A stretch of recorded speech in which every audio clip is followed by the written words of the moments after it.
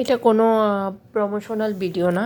এটা আমি আমার বাচ্চার ক্ষেত্রে আমি এটা ইউজ করেছি, এজন্য বলতেছি। আমি আমার বাচ্চার ক্ষেত্রে আজকে 1.5 বছর ধরে এই টুইঙ্কেল ডায়পারটা ইউজ করতেছি। এটা প্যান সিস্টেমটা। তো আমরা মারা অনেক সময় ডায়পার নিয়ে অনেক চিন্তিত থাকি, কোনটা ভালো হবে কোনটা খারাপ হবে। আসলে ভালো খারাপ সবই আছে, তবে আপনার কাছে কোনটা ভালো লাগে সেটাই হলো ইম্পর্টেন্ট। যেমন আমার কাছে টুইঙ্কেলটা খুব ভালো লাগে। টুইঙ্কেলটা আপনি আপনার বেবির ওয়েট অনুযায়ী ইউজ করবেন। বেবির আগে দেখবেন যে বেবির ওয়েট কেমন।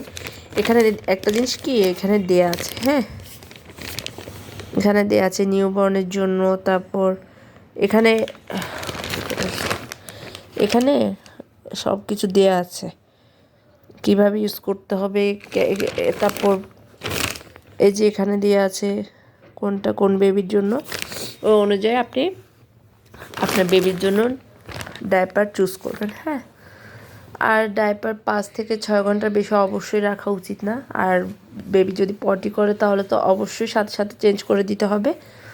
আর আপনি কিভাবে বুঝবেন যে বেবি যে পি করেছে, আপনি বুঝবেন কিভাবে? এখানে দেখেন জায়গাটা হলুদ হয়ে আছে, হ্যাঁ।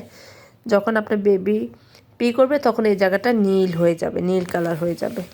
এটা হলো ফার্স্ট পয়েন্ট, কিভাবে আপনি চেক করবেন। অনেক সময় বেবি পিও করে না, আমরা হঠাৎ করে এটা টেনে ছিঁড়ে ফেলি না।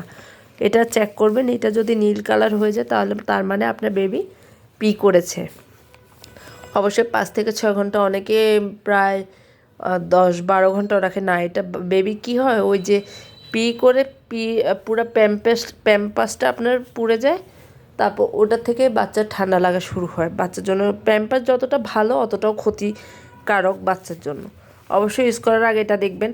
আর যদি বাচ্চার অবশ্যই র্যাশের প্রবলেম থাকে তাহলে আপনি অবশ্যই ডি র্যাশটা ইউজ করে তারপর বাচ্চাকে প্যাম্পাসটা পরানোর চেষ্টা করবেন। আর চেষ্টা করবেন 24 ঘন্টা বাচ্চাকে ডায়পার না পরানোর জন্য, কারণ 24 ঘন্টা ডায়পার পরালে বাচ্চার এভাবে রেশ হবে। ওকে একটু সময় দিবেন, একটু ওপেন রাখবেন ওর জায়গাটা। তারপর কিছুক্ষণ দরকার হলে আপনি আপনার টাইম অনুযায়ী আপনি যখন বিজি থাকবেন তখন ডায়পারটা পরানোর চেষ্টা করবেন। সারাক্ষণ না পরানোই ভালো।